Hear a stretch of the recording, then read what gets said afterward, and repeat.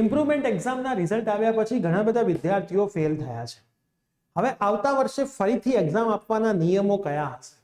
શું improvement exam જેવી exam આવતા વર્ષે હશે કે નહીં હોય, કે બીજું રિઝલ્ટ આવશે? તો આજના વિડીયોની અંદર હું તમારા તમામ ડાઉટ્સને ક્લિયર કરવાનો છું. તો જો ચેનલ પર નવા હોય તો સબસ્ક્રાઇબ કરીને બેલ નોટિફિકેશન પ્રેસ કરી દેજો, જેથી આવનારી તમારી માર્ચ મહિનાની એક્ઝામમાં પણ આપણી ચેનલ તમને ફ્રી ઓફ કોસ્ટ ઘણી બધી હેલ્પ કરવાની છે. અને વિડીયો તમારા બધા જ મિત્રોને શેર પણ કરી દેજો. યસ દોસ્તો, મારું નામ છે પ્રિયેશ પટેલ. આપ સર્વેનું હાર્દિક સ્વાગત છે પ્રિયેશ વિદ્યાપીઠ યુટ્યુબ ચેનલની ઉપર. હવે સૌથી પહેલી વાત, જો તમે આ વર્ષે ફેલ થયા છો, તમારો ટાર્ગેટ છે નેક્સ્ટ યર તમારે એક્ઝામ આપવી છે, તો તમારી પાસે બે ઓપ્શન છે. પહેલો ઓપ્શન છે આ રિઝલ્ટ તમે સબમિટ કરાવી દો અને તમે આવતા વર્ષે તમામ સબ્જેક્ટ્સની ફરીથી એક્ઝામ આપી શકો છો. તો એ કેસમાં તમારી એક માર્કશીટ બનશે.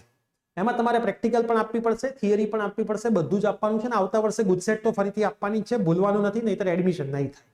હવે બીજી વસ્તુ, જો તમે બે સબ્જેક્ટમાં ફેલ છો અને આવતા વર્ષે તમારે બે જ સબ્જેક્ટની એક્ઝામ આપવી છે, તો એ તમારી ઇમ્પ્રુવમેન્ટ એક્ઝામ નહીં હોય, એ તમારી ફરીથી બનતી એક્ઝામ હશે. એટલે તમારી બીજી માર્કશીટ જ આવશે.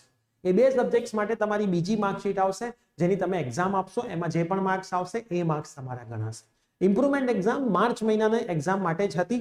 હવે તમે આવતા વર્ષે માર્ચમાં આપો, એને ફરીથી ઇમ્પ્રુવમેન્ટ એક્ઝામ ના કહેવાય, એને ફેલ થયાની રેમિડિયલ એક્ઝામ જ કહેવાય, પૂરક પરીક્ષા જ કહેવાશે. બરાબર? એટલે ખાસ ધ્યાનમાં રાખજો. તમે આવતા વર્ષે ઈચ્છો છો, તમે જે પણ ઈચ્છો, તમે માન લો બધામાં પાસ છો, તો ફરીથી બધાની જ એક્ઝામ આપવી પડશે. એવું નહીં થાય કે તમે ચોઈસ કરી શકશો કે મારે ફિઝિક્સ જ આપવી છે, કેમેસ્ટ્રી જ આપવી છે. જેમ તમે હમણાં ચોઈસ કર્યું, માર્ચમાં એક્ઝામ હતી, બધામાં પાસ થયા, તમે ચોઈસ કરીને નક્કી કર્યું જુલાઈમાં કઈ આપવી છે.